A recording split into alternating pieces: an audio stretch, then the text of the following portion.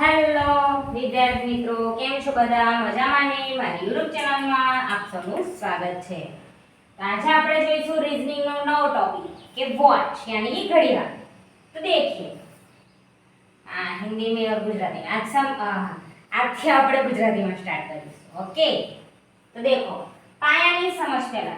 ઘડિયાળ હોય, બધાએ ઘડિયાળ તો દેખી જશે કેવી હોય ઘડિયાળ. कैसे मैडम हमें घड़ियाल देखी है, अपन देखो तो अपन ना देखे.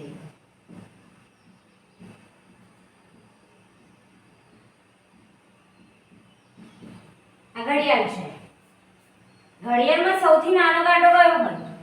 કલાકનો. પછી થોડોક મોટો મિનિટનો. પછી થોડોક મોટો સેકન્ડનો. સેકન્ડ કાંટો નોન સ્ટોપ ચાલ્યા જ કરે, ચાલ્યા જ કરે, ચાલ્યા જ કરે.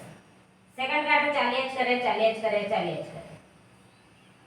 સેકન્ડ કાંટો આખો આમ ફરીને આમ આવે ત્યારે આ મિનિટ કાંટો આટલો ખસે, આટલો એક જ. પછી સેકન્ડ કાંટો ફરતો જાય, પછી મિનિટ કાંટો આખો આમ ફરીને આવે ત્યારે કલાક કાંટો અહીંથી તો ખાલી આટલો ખસે. ખબર ને? એ તો ખબર જ હશે. મિનિટ કાંટો આખો અહીં હોય, અહીંથી ફરીને આમ પાછો આવે ત્યારે કલાક કાંટો 3 પર હોય તો કઈ જાય? 4 પર જાય.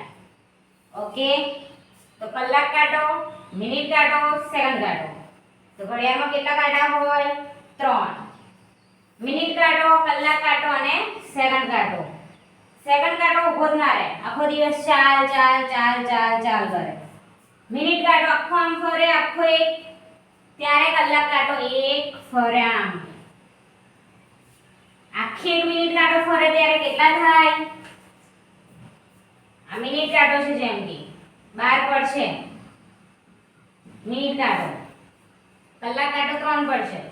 મિનિટ કાંટો આખો અહીંથી અહીં આવે એટલે કેટલા ગણાય? આ 1 2 તો આ 5 અંતર, આ 5 અંતર, 5 અંતર, એમ કેટલું થાય પૂરું? 60 મિનિટ. કેટલું થાય?